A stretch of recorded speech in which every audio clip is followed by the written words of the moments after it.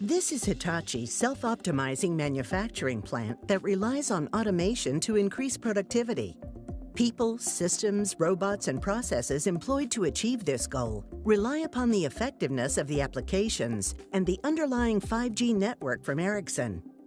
Hitachi, in conjunction with Georgia Tech, has created a solution for these collaborative robots, or cobots, to increase productivity by assisting a human operator to share the workload. It is connected to a high-speed, reliable, and secure 5G network and configured via a remote control client application to ensure that the interaction between the robot and the human operator is safe and that the robot follows real-time guidance through this interactivity.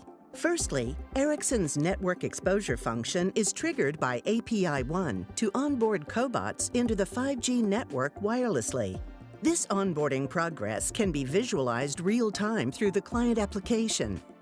The API 2 is triggered using Ericsson's Identity Manager module to authorize and authenticate the user to communicate with the cobot in a controlled and secure way. The robot-human control engine at each production cell computes desired quality of service needs depending upon the current or future task requirements. Accordingly, 5G Mech assigns network slices of varying quality of service levels to each robot-human machine cell. In this demo, the production cell 3 requires high degrees of precision with 60 millisecond latency over a 5G network during Task 5 and Task 11, where tight collaboration is required between human and robotic arm. The robotic arm, through the camera, follows human movement to do the task. In this task, the human is required to hold the materials and wait for the robot to secure them with 4 screws each. However, the network in its current state cannot provide URLLC for all connected devices, including hundreds of robots working simultaneously while sending large-capacity sensor data from multiple production cells in the factory. Therefore, the task is affected for not having the desired QoS.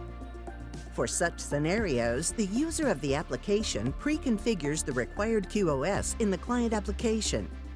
Before the task starts, the client application will request the change of QoS via the Ericsson network exposure function using the API 3.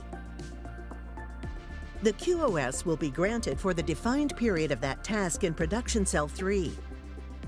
This allows the task to happen smoothly with changed QoS triggered automatically for the duration of the task.